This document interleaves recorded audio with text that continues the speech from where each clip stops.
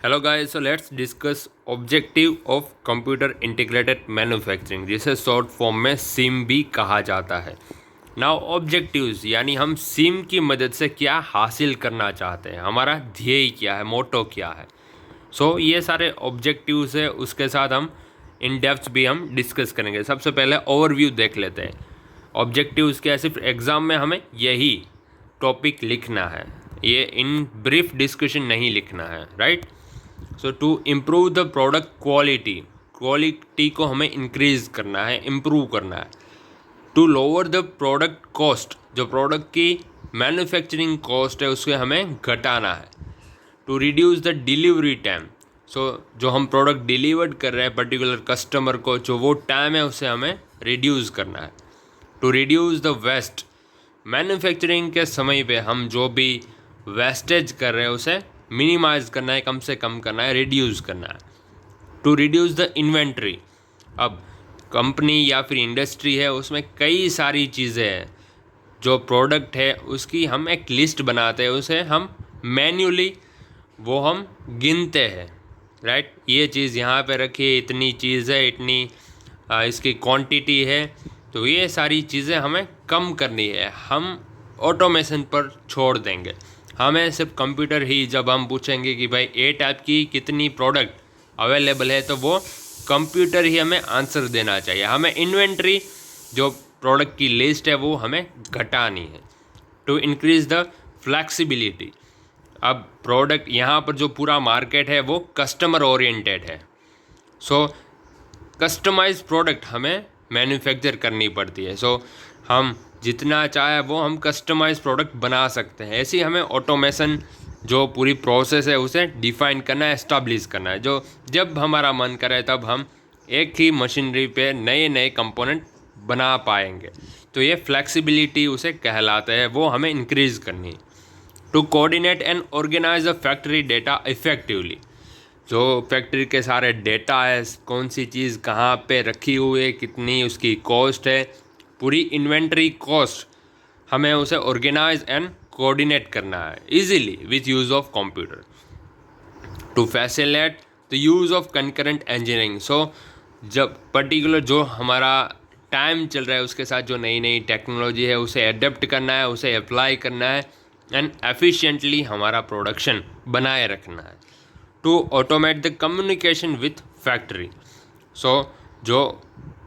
जो हमने robotics technology का यूज़ किया है, वो सारी चीज़ें फैक्ट्री में जो सारे ऑटोमेशंस हैं उन्हें हम ऑटोमेटिक के साथ हमें उसे कम्युनिकेट भी करना है कि भाई अगर हम कस्टमाइज़ करना चाहते हैं, जो भी हम डेटा उसे इनपुट में देंगे वो हमारे साथ कम्युनिकेट करना चाहिए कि भाई इन शॉर्ट हमें फीडबैक लूप यहाँ पर एस्टाब्लिश करनी है, जो हमने काम दिया था वो हुआ है कि नहीं, और हुआ है तो कैसा हुआ है। एक कम्युनिकेशन हमें एस्टाब्लिश करना है। सारी रोबोटिक्स टेक्नोलॉजी है, जो सारे ऑटोमेशन इक्विपमेंट है, उन्हें हमें कंट्रोल करना है, राइट। ये सारे ऑब्जेक्टिव्स है सिम का, कंप्यूटर इंटीग्रेटेड मैन्युफैक्चरिंग का, क्या हम हासिल करना चाहते हैं after applying the SIM concept और टेक्नोलॉजी। नाउ जैसा ही हमने बात की कि प्रोडक्ट की क्वालिटी, जो हमारी प्रोडक्ट है उसकी क्वालिटी को हमें बेहतरीन बनाना है with applying the newer technologies and automatic equipment. फिर to lower the product cost, जो प्रोडक्ट की कॉस्ट है वो हमें मिनिमाइज करनी है, जैसे कि हम एफिशिएंट इफ़ेक्टिव जो मेथड्स है उसे अप्लाई करके, जो पूरी सीक्वेंस है हमारी मैन्युफैक्चरिंग की, उसे हम बेहतरीन बनाएंगे। इफ़ेक्टिव प्लानिंग, हमें ऐसा प्लान करना है कि जो मशीन है वो आइडल नहीं रहना चाहिए, जिसकी मदद से हम मैक्सिमम आउटपुट ले सकते हैं, जिसकी मदद से हमारी जो मास प्रोडक्शन सिस्टम है वो एफिशिएंटली वर्क करे एंड जो प्रोडक्ट की जो कॉस्ट है वो मिनिमाइज रहे। नाउ इफ़ेक्टिव टेक्नोलॉजी, जो भी टेक्नोलॉजी जो इफ़ेक्टिव रहती है हमारी मास प्रोडक्शन सिस्टम के लिए, उसे हमें अप्लाई करना है। जो मास प्रोडक्शन है वो हमें कुछ इस तरह से डिफ़ाइन करना है, स्केड्यूल करना है कि हम उसका मैक्सिमम बेनिफिट लेके हम मैक्सिमम आउटपुट निकाल सकें। ऐसी हमें सीक्वेंस या फिर ऐसे हमें प्रोसेस डिफ़ाइन करनी है। Reduction in cycle time. So हम अगर मैन्युफैक्चर कर रहे हैं तो पर्टिकुलर जो कंपोनेंट है उसका जो साइकिल टाइम हमें मिनिमाइज़ करना है, मैक्सिमम उसे रिडक्शन के साथ हमें उसे बनाना है, मैन्युफैक्चर करना है। To reduce the delivery time. Now जब कस्टमर ने जो प्रोडक्ट है उसका ऑर्डर दिया तब से लेकर हमें डिलीवर करना है, जो पूरा मैन्युफैक्चरिंग साइकिल होगी उसका जो टाइम है उसे हमें मिनिमाइज़ करना है, रिड्यूस करना है। टू रिड्यूस द वेस्ट, जैसे कि यहाँ पर एक पेपर कप मशीन है, जो पेपर का जो वेस्ट मटेरियल है वो हमें कम से कम करना है। ये एक सिंपल सा एग्जांपल है। उसी तरह से अगर हम CNC मैन्युफैक्चरिंग या मशीन टूल मैन्युफैक्चरिंग कंपनी हो, सो जो हम वर्क पीस बनाने के लिए जो मटेरियल हम यूज़ कर रहे हैं उसे मिनिमाइज़ हमें उसका वेस्टेज करना है, और जो भी हमें बन सकता है हम उसका बेनिफिटरी यूज़ करें, उस मटेरियल का वेस्टेज कम से कम जाने दें। टू रिड्यूस द इन्वेंट्री, सो जो भी हमारे पास प्रोडक्ट अवेलेबल है, जो सारी चीज़ें अवेलेबल है, उनकी जो हमें एक मैन्युअली अगर हम बात करें तो उसकी हिस्ट्री हमारे पास हम लिख के सारी चीज़ें याद करते हैं, सारी इन्वेंट्री डिटेल लिखते हैं। सो ये हमें कम करनी है, सारी चीज़ें हमें ऑटोमेशन पर छोड़ देना है। हम कंप्यूटर को पूछेंगे कि भाई ये टाइप की प्रोडक्ट कितनी अवेलेबल है, कितनी क्वांटिटी है, तो वो हमें इजीली आंसर दे देगा। हमें कोई मैन्युअली काम नहीं करना है। टू इंक्रीज़ द फ्लैक्सिबिलिटी, अब जैसे हमने बात की कि जो पूरी हमारी मार्केटिंग अभी चल रही, जो पूरी स्ट्रेटजीज़ है, जो पूरा मार्केट चल रहा है वो कस्टमर ओरिएंटेड मार्केट है। सो जब कस्टमाइजेशन अगर कुछ प्रोडक्ट अगर कस्टमर मांगेगा तो हम उसे इजीली दे सकें, ऐसी हमें ऑटोमेटिक चीज़ें या फिर प्रोसेसेस डिफाइन करनी है।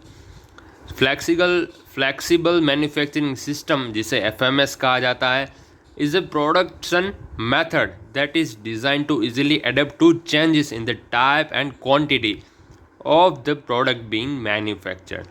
So एक ऐसी ये मेथड है, एक ऐसी हमें डिज़ाइन है जिसकी मदद से हम जो चेंज हो सकता है वो हम इजीली एडेप्ट कर सकें, एंड उसके मुताबिक हम जो प्रोडक्ट की क्वांटिटी है, प्रोडक्ट को हम मैन्युफैक्चर कर पाए। The machines and the computerized system can be configured to manufacture a varieties of part and handle changing level of production.